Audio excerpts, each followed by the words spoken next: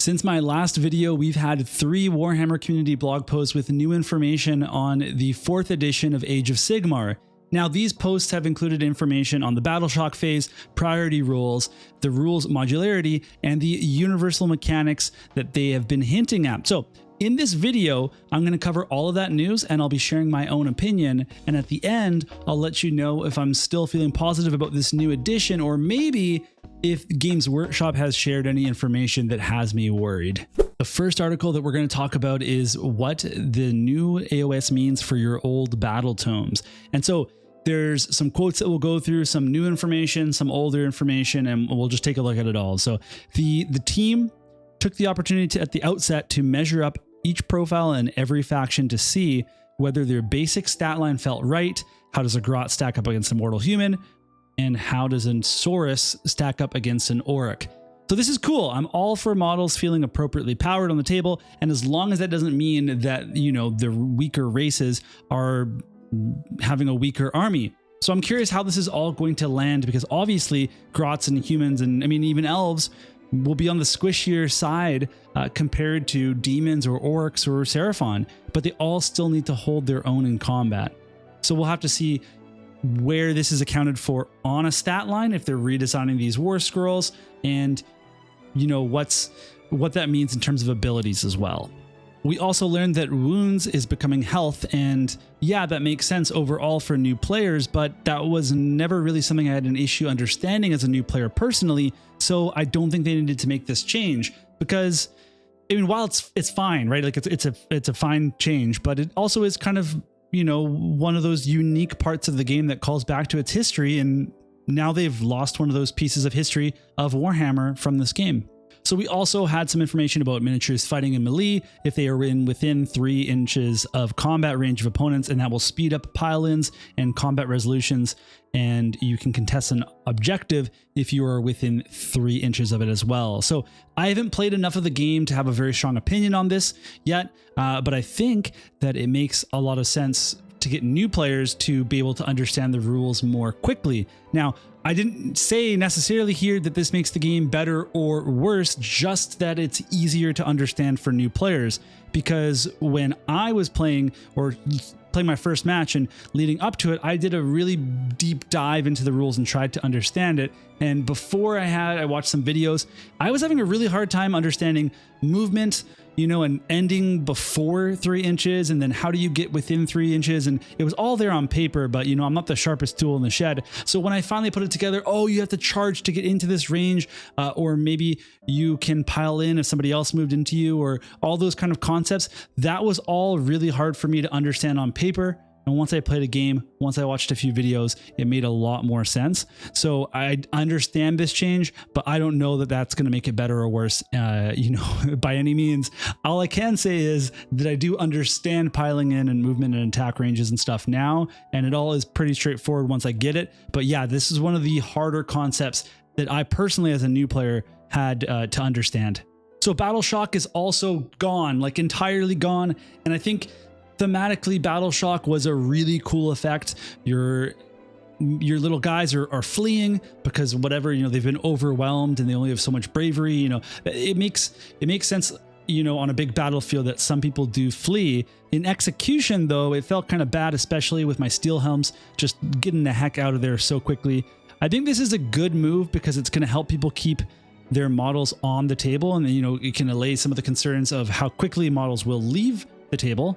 So I think overall it's a good thing, but I'm just kind of curious if there's a new mechanic with fleeing, or maybe what the bravery score is even going to, you know, do, if it's even on the war scroll. But you know, I figure that it will be, because there's still lots of abilities that check against it.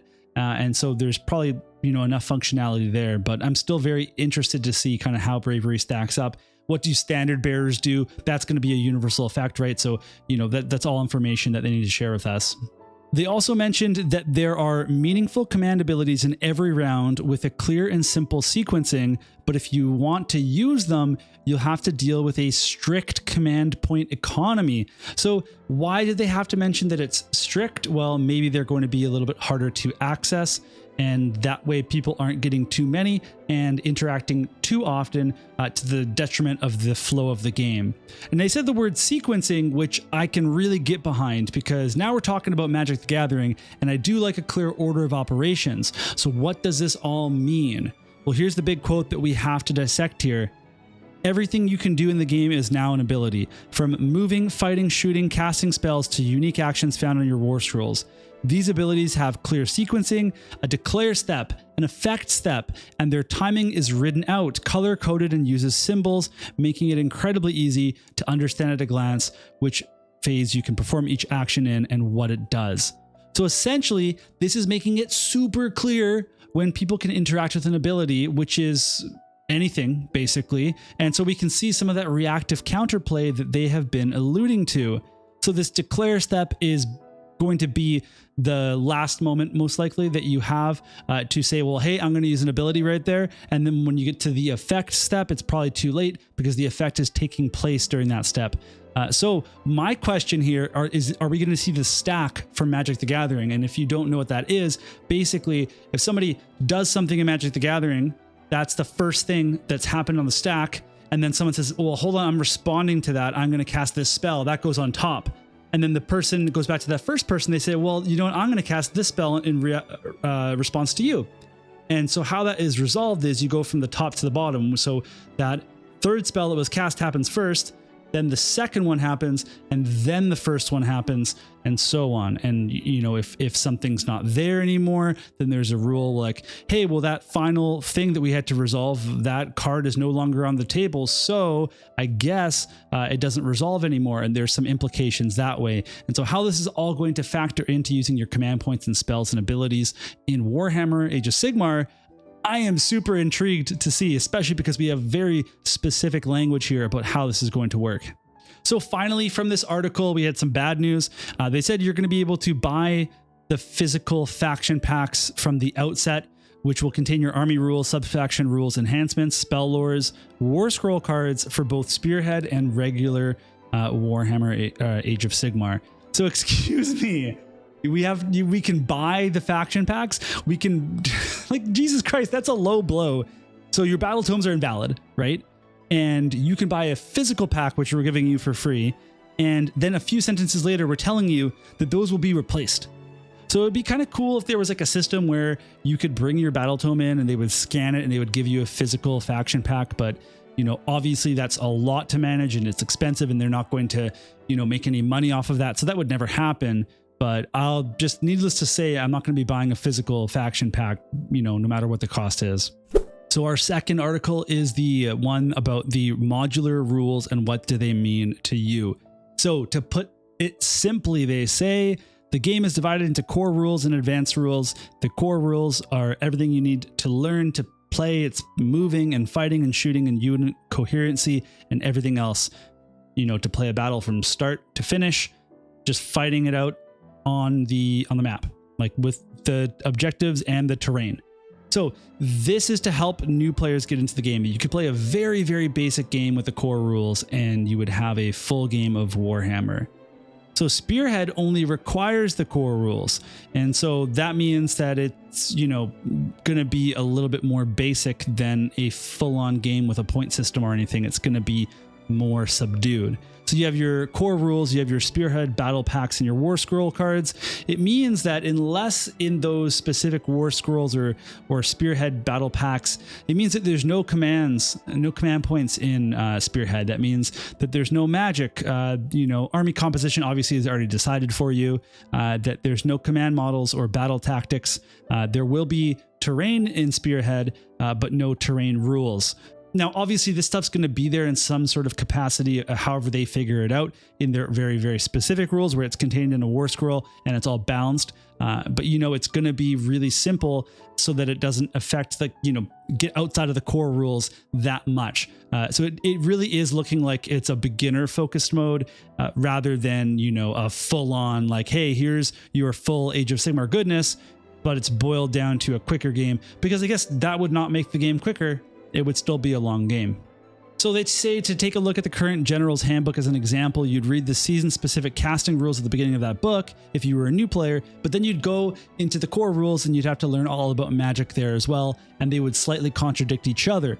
So in the future, they could just put a new magic module in the General's Handbook, and they would say, hey everybody, we're just going to use this new magic module for the new season and the new handbook. And it has all the information about casting, from the new information about casting for that specific season to probably some carryover basics from the core rules, because you'd still need, how to define like casting rules and all that kind of stuff. And so basically it puts all of the information into one spot, which makes it way easier to find for a new player. And it means that it's not like really errata or anything. It's basically just this one like little spot in the book where it says, we are not using the advanced rules spell casting this season. You will use this block and you will never need to go look at that other section to find out what to do in the general handbook season. And so they could also change other modules this way. So for example, they could release a new command point module for a season, and it would be a way of saying, hey, we're playing with this new command module for this season. We will not be looking at the old one that's in the core rules, but that one is still being used for all your other formats, your narrative play, etc. So I'm fine with this. I mean, it was kind of a non-announcement in that the rules were always there for us to play with which ones we wanted to and which ones we didn't want to. And they were already in sections. The only thing that like really makes sense to me here is just like, it's nice to see a clear distinction between them all. And the fact like the subbing in an entire module into a general's handbook, that makes a lot of sense. That's a really cool change. I think that's great. But like really, it was more of a non-article. There's not a ton of new information in this one. Now, at this point, I have to prompt you that if you like Age of Sigmar content and you like hearing about my journey about the new edition, then you could consider subscribing to the channel, because it would help me out tremendously. I'm still growing quite a bit and I need a lot of support. So if you're able to do that, I really appreciate it. And, you made it this far, so obviously it wasn't a terrible video, and, no hard feelings if you're just stopping by. Okay, so the final article is called What is the Priority Role? And on this one, it has some information about what's going to make the double turn a little bit more easier to take than it used to be. And, spoiler alert, it is not a lot of change. Okay, so the player who finished setting up their army first gets to choose who takes the first turn. So they say that how you set up your army will be key. And I'm curious, will we still see one drop deployment, or is that going to be gone to make this more of a thing? At the same time, faster deployment means that we will have faster gameplay, and that kind of aligns with their philosophy of what they want to achieve. So maybe we still will see one drop deployment. So at the start of every battle round after the first, players are going to make that priority roll. The winner decides who's going to take turn. And if it's a tie, it's the player who went first last round that gets to pick.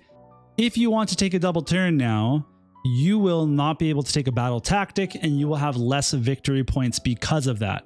Note that it says when you choose to take that double turn. So if it's my priority and I say, hey, you take first turn, and that gives you a double turn, you did not pick that. So in my understanding, that player still gets to use their battle tactic. And I've just made that decision that, I'm really well set up. All of my buffs are still active because it has not passed my turn yet. So I can do really well on this double turn.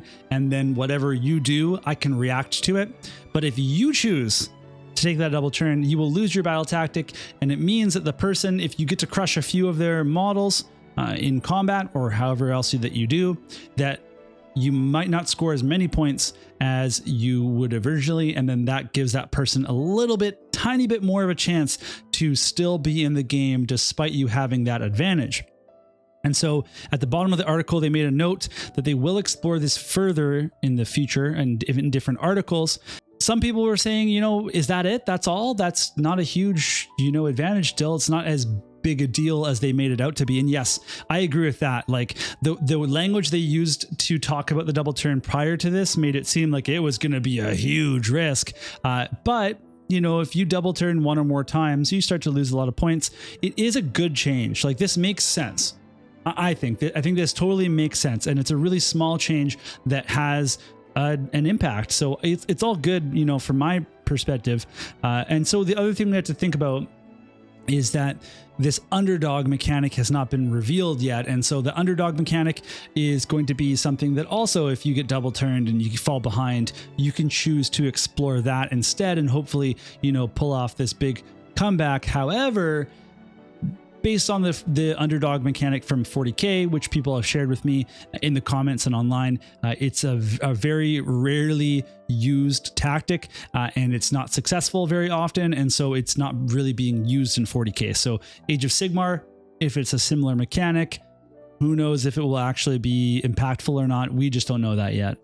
So it's important to note in this article that they really strongly expressed that a big part of the skill of playing competitively for Warhammer Age of Sigmar is your ability to anticipate and use the double turn or survive the double turn, and that non-linear path of, well, you just don't know, are you going to go twice? Is it going to be, you know, each taking turns? Are they going to go twice? Without you knowing that, it makes planning where your models are going to be and which actions you're going to take all the more complicated and all the more big brain, right? So that's a really cool tactical part of the game, and that's what they're sharing with us. And that if it wasn't in the system, if it was just like you go, I go, you go, I go, you go, I go, that all of a sudden the game simplifies because you can put somebody somewhere knowing for a fact whose turn is next. You just know that. That's kind of the point that they're making. And so they said that people like the double turn. When they learn about it, they're a little bit, off put when new players learn about it, but then they end up liking it. And so there was a Twitter post with this community blog post linked in it. And someone said, oh, the response is overwhelmingly, bad for the double turn. And people were saying like, hey, like Twitter's not like a good representation of that information. But then again, Victor Rodriguez made a poll in the comments there and said, do you like double turns? Yes or no? And 160 people voted. 65% of them said yes, they do like it. So yeah, that's, is what it is. It seems generally, this is anecdotal for me. Generally, it seems like there's more people that like the double turn than don't like it, but there's certainly a lot in both camps. So then they teased after that there's going to be some new articles coming soon about the new command point system, about how scoring is going to work, the underdog mechanic, and some stuff about tactics and strategies. So that's all exciting, that we can get the more and more news, but we're probably not going to see anything, impactful like a war scroll, like one of these new fangled war scrolls for quite some time now. And we'll see a demo game or something at some point as well, where we can put more context together about what this new edition is going to look like. So like I said, I was going to share at the end how I'm feeling about 4th edition, and I have to say I'm still on the positive skew right now. However, I will say that it legitimately annoyed me to see them say we will be selling physical faction packs. That was a little bit annoying to see. I'm still very curious about how things are changing with Battleshock and the combat range, the melee range that they've talked about. I really want to see some more details on that, and I really would like to see this whole reaction system, because I think that's going to be a massive change. Is this reactionary new sequencing that they're alluding to, or that they've kind of talked about, that there's going to be this ability, stages of when an ability is targeted and takes effect and all that kind of stuff. And so I think we need to get that information ASAP. And I've said that before, but it's true. Like they're drip feeding us right now, which is probably the best way to do it PR wise, but I am so freaking curious. I just want to know. But that's going to be all for me, and I hope you found this video useful. If you did, let me know in the comments down below, and also keep me posted about what you think about these new edition updates. And if I missed anything, or have a mistaken, assumption about something, you can tell me that too. I have thick skin. I can take it. Okay. All right. We'll see you all in another video.